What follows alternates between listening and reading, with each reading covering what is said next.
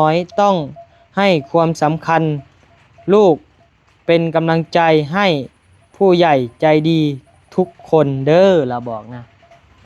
ทั้งแม่เพิ่นบอกพี่น้องเอ้ยเนาะกะนั่นแม่นสอนน้องเอาลูกบางทีน้องก็บ่เข้าใจลูกเราว่าพังเอาอันสิบอกคอยสอนน้องน้อยเป็นคนเข้าใจยากเห็นบ่แม่นนี่นะบัดนี้พี่น้องเอ้ยเนาะแม่นทางเพิ่นก็พาเฮ็ดพาทำแต่ว่าทางทีมงานก็ได้บอกน้องน้อยว่าเฮ็ดตอนเช้าซอยพ่อซอยแม่เนาะและตอนแลงก็เสียสละมาทั้งพี่สาเนาะพี่น้องเนาะเพราะว่าทางนี้ก็สำคัญคือพี่น้องฮู้แหละถ้าบ่มีน้องน้อยพี่น้องก็เบิ่งบ่ม่วนแล้วก็ทางผู้ใหญ่เพิ่นซอยมาเพิ่นก็บ่ค่อยคักปานใดหั่นแหละเนาะเพิ่นซอยมาเนาะเอ้ยเนาะบ่เห็นน้องน้อยเองนะแม่นอยู่เฮาไปซอยทำลายค่ะนี่เนี่ยทางอันอ้ายเอ้ยเพิ่นมาถ่ายคลิปผัดบ่เห็นน้องน้อยผัดครัวจังได๋เนาะแบบมามอบเครื่องมอบของมันก็บ่อยากคักนะกะมาแล้วน้องน้อยน้องน้อยสู้ๆน้อง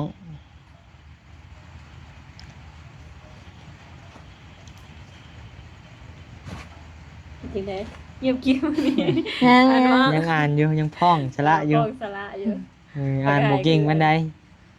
เฮ็ดกะเฮ็ดบ้านเจ้าของเงินกะบ่แม่นเงินเจ้าของจักบาทมีแต่เงินสายบุญมาให้ตัวเองเป็นเจ้าของบ้านเป็นผู้ได้ผลประโยชน์ส่วนตัวเองเนี่ยก็เตือน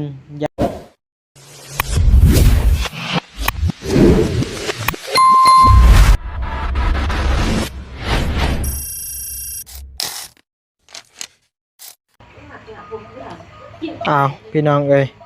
บรรยากาศผลลินเด้อพี่น้องเอ้ยบาดนี้พี่น้องเนาะบรรยากาศผลลินอยู่ที่นั่นน้องน้อยพี่น้องเอ้ยเนาะรถบรรทุกคืองามแต่ว่ามื้อนี้วะแนมไปนี่เนาะบ่ได้ขับลายมือเลยนะก็มัน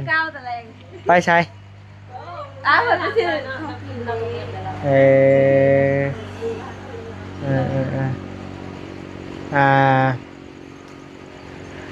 เพิ่น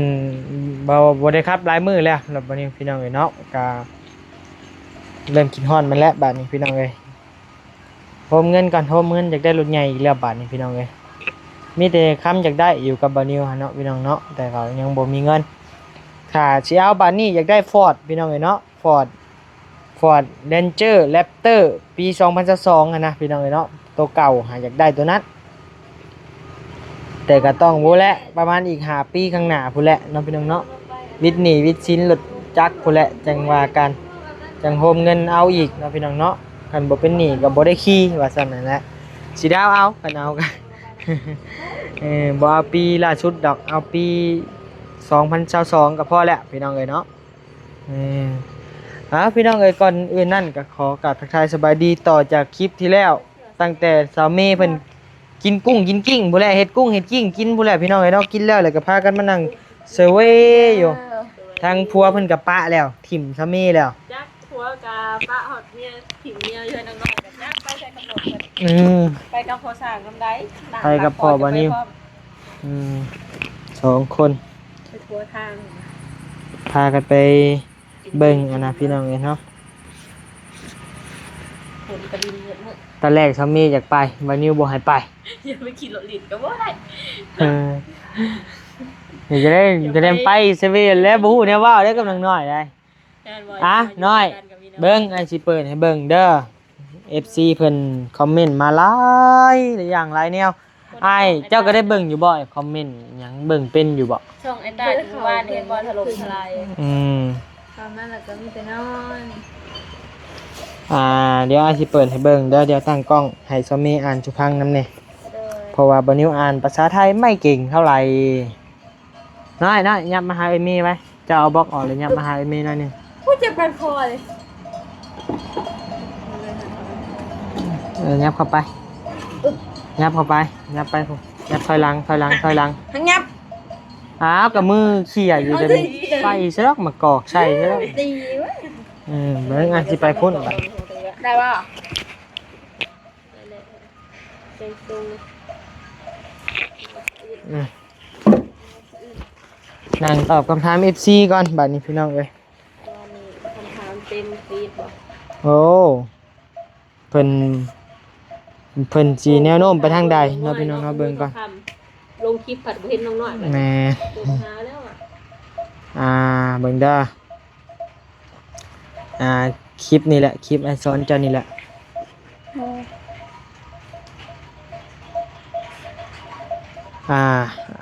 คอมเมนต์แรกน้องน้อยต้องออกมาเอียง ติ๊กแปล ตัวลูกเพราะ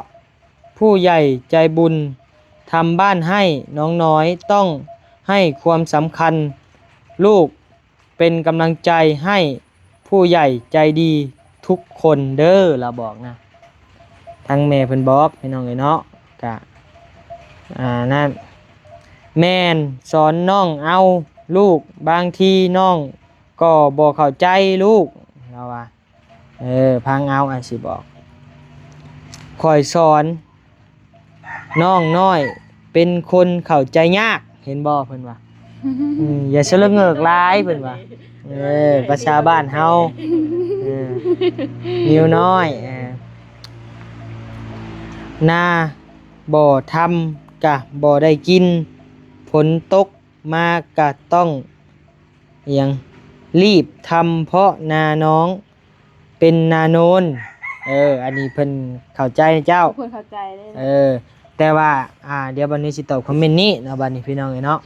แม่นทางเพิ่นก็พาเฮ็ดพาทำแต่ว่าทางทีมงานก็ได้บอกน้องน้อยว่าเฮ็ดตอนเช้าซอยพ่อซอยแม่เนาะและตอนแลงก็เสียสละมาทั้งพี่สาเนาะพี่น้องเนาะเพราะว่าทางนี้ก็สำคัญคือพี่น้องฮู้แหละถ้าบ่มีน้องน้อยพี่น้องก็เบิ่งบ่ม่วนแล้วก็ทางผู้ใหญ่เพิ่นซอยมาเพิ่นก็บ่ค่อยคักปานใดหั้นแหละเนาะเพิ่นซอยมาเนาะเอ้ยเนาะ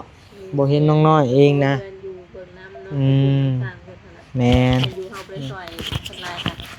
นี่เนี่ยทางอัน ดอก อ้ายเอ้ยเพิ่นมาถ่ายคลิปผัด ดอก บ่เห็นน้องน้อยปัดครัวจังได๋เนาะแบบมามอบเครื่องมอบของ มันก็บ่อยากคัก นะ นะ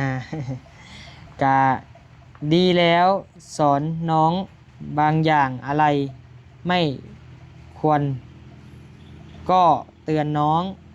เป็นกำลังใจให้ครับ มีแต่ว่าเอาหาแล้วทีมทางใดก็บ่ได้ก็มีแต่แบ่งเวลาเรียนมาเอา แม่นแบ่งเอา ก็ตื่นลงหน้าช่วง เพราะว่าทางทีมงานอ้ายก็ช่วงเที่ยงเด้เนาะมา เพราะว่าเขาก็บ่ได้มาแต่เช้า นั่นแหละ เนาะมีเวลาทางเพื่อนนำ ทาง FC เพิ่นก็โน้มมาส่วนทางอยากให้มาหลายกว่าเนาะมันอันนี้ถูกความน้องนิวสอนอิหยังสอนยากอยู่ดอก น้องเอ้ยสายบุญเพิ่นมาเฮ็ดมาสอนให้เฮามีใจเขามาใส่ใจเฮาเด้ออีหลาว่ามาแล้วน้องน้อย น้องน้อยสู้ๆน้อง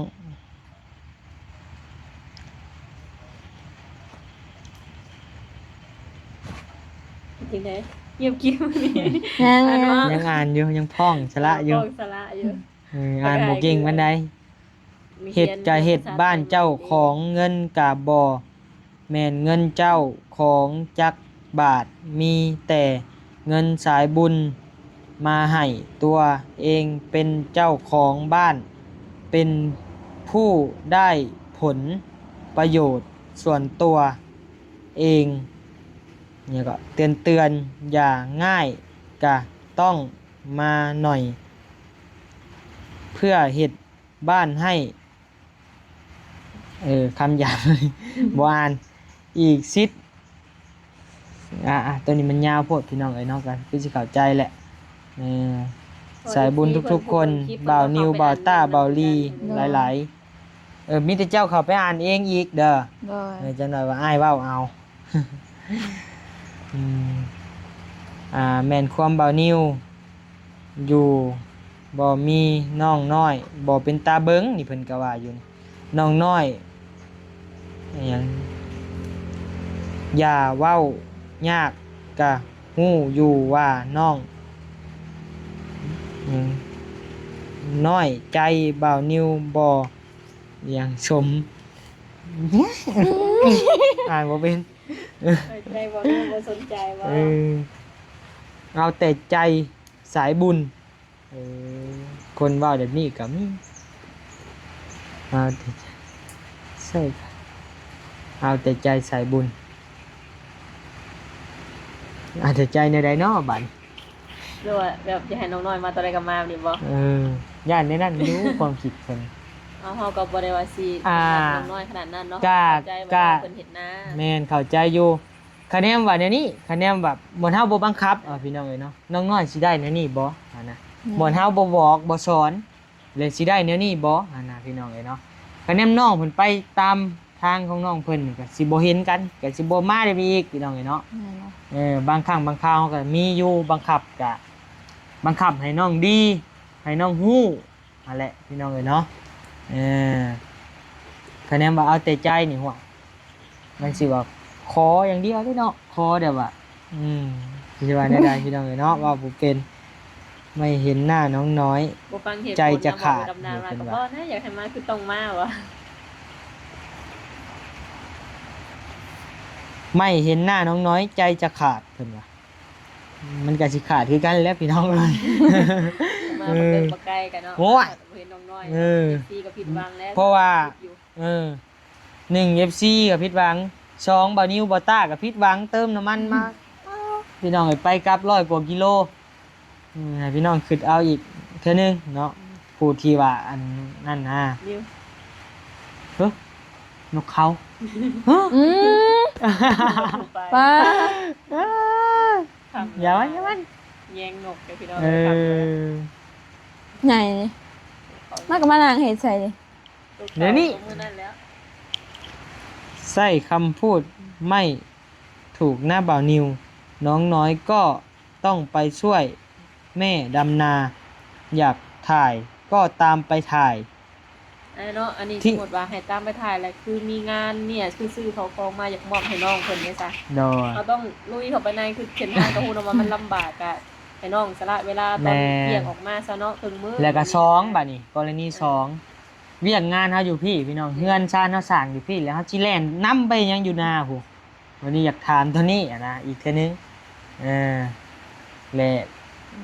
เวียกงานเฮาเฮือนชาติเครื่องเฮาซื้อมามอบกับมาอยู่นี่นะพี่น้องบ่ได้แม่นอยู่นากะพี่น้องก็คือสิฮู้แล้วแหละเนาะเว้าไปแล้วแต่ที่แรกว่าแบ่งเวลานะพี่น้องเนาะเฮาก็บ่ได้บังคับ ย้อนว่าอยากให้ออกมานี่ก็ย้อนอยากให้น้องเพิ่นได้เฮาบ่ได้ได้ เป็น นะ คน พี่น้อง ดีต่อ เนาะ น้องเพิ่นเองอย่างว่าเรามาถ่ายคลิปแล้วยอดวิวก็น้องเพิ่นเองก็ได้ โดย มีคนม เฮาน่ะแค่ได้แต่ยอดวิวแล้วไปแลกเอาเงินส่วนใดส่วนหนึ่งของยอดวิวซื่อๆได้พี่น้องเนาะบ่ได้ลวงหลายคือพี่น้องฮู้นั่นแหละเดือนหนึงบ่นี้ได้ 8,000 บาทค่าน้ำมูกน้ำมันก็หมดแล้วพี่น้องเอ้ยเนาะบางเทื่อบางครั้งบางคราวก็พอได้กินน้ำเงินพ่อแม่ฮักเพิ่นเนาะเพิ่นฝากมาให้นั่นนี่แหละผมสิได้กินเนี่ยก็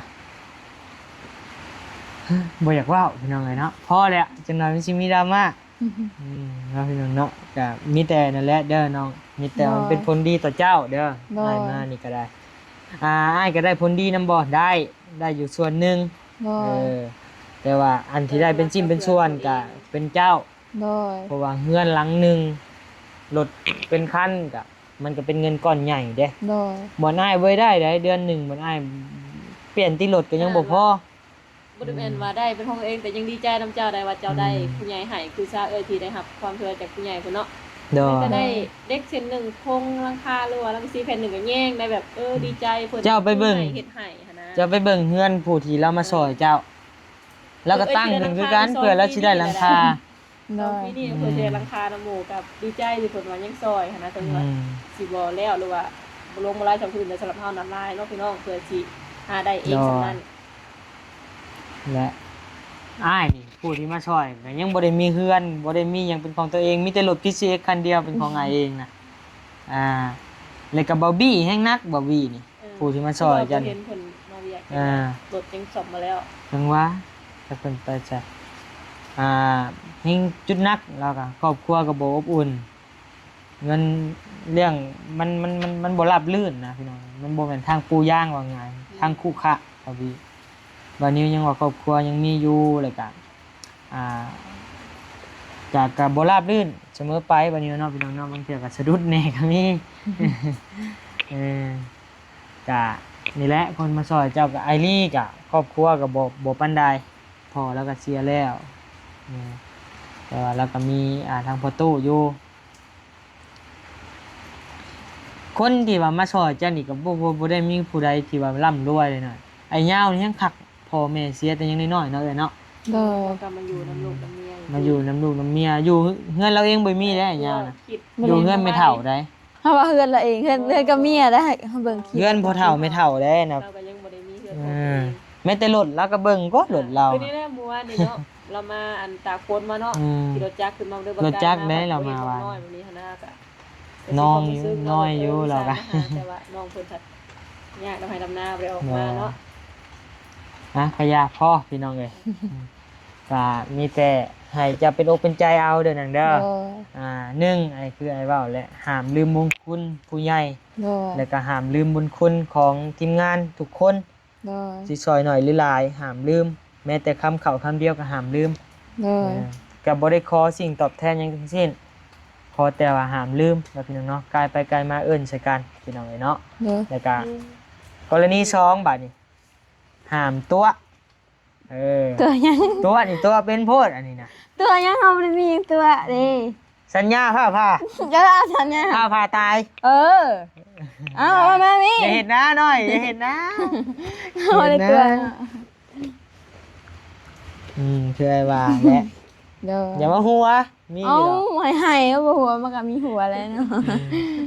เป็นแล้วบ่สะดวกออกมาก็โทรบอกเนาะอ้ายโทรหาก็ฮับแบบ โดย รู้ว่าสิไปสิมาจังไดเนาะบางที ให้ฮับให้บอกอันแรกก็ โดย อันนี้บัดนี้อยากให้เบิ่งตัวบัดนี้โทรอยู่เรียนเป็นสายรุดลงมา อ่านเลยบ่ตอบบ้าอยากให้ได้เฮา มีสัญญาณเนาะอยู่ให้อยู่หน้า บ่อยู่มันบ่สูมีสัญญาณนี่ มีน้อย เอาเจ้า ไอ้โหลดคลิปกันยังได้ในหน้าตัวน่ะ โหลดคลิปต้องเป็นชั่วโมง2ชั่วโมง มันก็แชทได้โหลดคลิปได้แห้งแชทได้ พอแล้วแม่เขาเจ้าเวรบ่ทำเที่ยงเลย เอาเนาะแล้วหมู่เข้าไปกับเน็ตหมู่โหลดคลิปเชยว่าในเทียงน่ะยอมผิดยอมแม่นเนาะเพราะว่าอันทางบ่ตาก็ตอบได้ทางยาก็ตอบได้เนาะตอบไว้ตรงนิ้วอ่ะ ตอบบ่ได้แต่เฮา ตัวนิ้วก็เลยได้ใจว่าดิ เออสมมุติว่ามื้อใดมื้อหนึงที่ว่าเอ้าไอ้ตานี่ฮู้แล้วว่าน้องน้อยบ่อยู่เฮือนนี่ เด้อ แต่ว่าบ่นิ้วบ่ฮู้บัดนี้บ่ตามาชวนบ่นิ้วแต่ว่าบ่ได้บอกซะว่าน้องน้อยบ่อยู่เฮือนหั่นน่ะแล้วบัดนี้บ่นิ้วมาเลยเอ้าวางแต่ว่าน้องน้อยอยู่เฮือนบัดมาแล้วบ่อยู่เฮาสิเฮ็ดได้ซะเฮาสิบ่นอนกายคาอยู่เฮือนบ่ดีกว่าบ่หั่นน่ะ นั่นเลย ให้อยากให้ส่งบอก คือได้มาบ่ได้มายังส่งบอกบ่ได้ไปเด้อน้อยมื้อนี้บ่ออกมากะยา ยังมาหาเกินเนาะ สมมุติเอ้าบัดอ้ายว่าน้อยอ้ายไปเลยเด้อ 9:00 นอ้ายสิฮอด มาบัดจะถ่า 12:00 นเจ้าสิบ่ให้อ้ายสิบ่ ให้แน่นอน นั่นนี่ ไฟถ่าย มันก็ต่างไผต่างนั่นเนาะที่เพิ่นที่โตได้เฮ้ยอย่าว่าแต่ที่เจ้าได้ซะอย่าว่าเสือเอาที่เจ้าเสือมาเด้อมาบ่ชนะออกไปนี่ที่ว่าจัก ยังกัน เจอกัน วันน้อยเราเคยมีมาถาโดนเด้ โอ้แต่ให้ถ่าเจ้าร้ายกว่าเจ้าถ่าอ้ายได้อ้าย2เทื่องได้ถ่าก็ถ่ายังชื่อของกินไม่เพิ่น ยังมีแนวติดไม้ติดมือ เนาะเนาะบ่ได้ยอมเฮากันได้ที่แล้วจักพี่น้องนะขอบคุณขอบใจเอื้อยหลายๆเนาะที่ว่านั่งโอลมกัน พอได้นั่งซอยน้ำสิ พอได้ช่วยเดินทางกันนะ มาแล้วบ่โอ้ได้แจ่วไร หาหนกกันหนกผลมาหอดเดือนผลอันกูจีชาเบิ่งกับบ่อยู่ได้เลย หนูว่ามันไป เพิ่นไปหาใส่บ่วงนกกระตุ้งพี่น้องเพิ่นตก พอได้กินแรงเห็นไหมคิดได้กินน้ำนัวถาเบิ่ง พอได้เอือบไปแดกเพิ่นว่าถ้าเบิ่งบัดนี้พี่น้องเอ้ยสิได้กินน้ำอยู่บ่มักพี่น้องเอ้ยมักหาอยู่หากินบ่ตาบ่นิ้วก็มักคือกันแต่ว่าบ่ฮู้วิธี ก็บอกว่าเวียดไว้ได้ว่ามื้อนี้คันว่าเจ้าไปอะไรคันว่าฟ้าขึ้นแล้วเขาบอกเดินสิไปได้นะ สิไปคือกันบ่เวียดบอกอยู่ว่านี่กะ อ่าไปก็คันถึกช่วงมันขึ้นเฮาก็ตึกน้ำ30ชั่วโมงได้แล้วก็มา มื้อน่ะมื้อน่ะจะแจ้งบ่ทำเฮ็ด ไปนั่งหาหน้ารถเสร็จจนสิแจ้ง หลายๆนี่มันแชทมาบอกคนอุ้ยเมื่อคืนอ๋อจะไปได้นอนไปหาปลาว่ะได้ปลา100นึงว่ะ บ่เอ้ยย้อนเอ้ยบ่ให้ย้อนเพิ่นมาเวียกซื้อมื้อน่ะฮะแม่นบ่ บอกมาก็คนเปิดประตูเขามายังไม่ตื่นแล้วมาหาโมง อืม บัดตื่นลูกได้เพิ่นเลยเข้าไปนอนเป็นลูกสาวเด็กยาวเลยจน11 12โมงบัดนี้บุกมากินข้าวกับบ่กิน อืม นอนจนผู้ใหญ่เจ้าโทรมาบอกไปเบียกจริงได้ไป อืมโอ้มื้อน่ะคักอีหลีเลยมันเอาไปน่ะ ย่ามบ่ไปสิแล้วไปแล้วล่ะก็ไปบ่ว่าจังดอกเอาเมื่อวานนี้บ่าวเวียดกับบ่าวค่ำแล้วก็บ่าวสลีไปเพิ่นว่าได้ประมาณเกือบ10โลว่ะ คนละ5-6โลแล้วว่าน้ำเฮาน่ะ แสดงว่าคนละ5โลแสดงว่าเกือบ20โลได้ซะ เออหา4คนหาคน มื้อเนี่ยก็ยัง เต็มกระสอบ 3 20ไปโลหา เต็ม ค กระ น สอบหนึงเพิ่นว่ากับอีกถุงแยงหนึงบ่ เออ โอ้หลายแล้วรวมปลาขึ้นหมดไปหน่อยคนแล้วก็แบ่งกันได้หลาย โอ้คะแนนไม่ตาไปยังครับ แล้วย้อมถามอยู่ว่าสะออนปลาแต่ป้าเนี่ยขี้งอกครัวมื้อนั้นก็มีแต่เขาบอกว่าแม่ในครัวนะ บ่แม่เอาคั่วแซ่บได้เราคั่วเลยนะเราบ่ปะมันเน่า แม่อันนี้ก็เอามาแล้วมาเฒ่าก็มาเฒ่าน้ำครัวแล้วเพิ่นเฮ็ดย่างแห้งไว้เพราะ เอ ว่า อ มาย่างไฟมันบ่มีแดดเด้ อืม ก็สิปะไว้น้ำตู้ก็อย่ามันเละเพราะปลาเนี่ยมัน เน่าไว้ แม่นแล้วก็เอามือให้ถ้าบ่ทำไม หัก อยู่หน้าปั้นกันคนเคิง หักซีนมันหวานเลยเขากินน่ะทอดน่ะซีนมันหวาน ทอดเอาน้ำจิ้มบ่กลาง อืม นี่เราไม่เฒ่าเพิ่นเฮ็ดย่างแห้งเอาเฮ็ดตากแห้ง อืม ตากไฟเอานะ ปิ้งกับก้างมันอ่อนปลานี่นะได้อยู่ ทอดเอามันกินง่าย ทอดหย่ำเลย สะออน ป้าพี่น้องเอ้ยเว้าเลยยืนยาวเนาะพี่น้องเนาะขอโตวลำลาก่อนโดยสบายดี ไป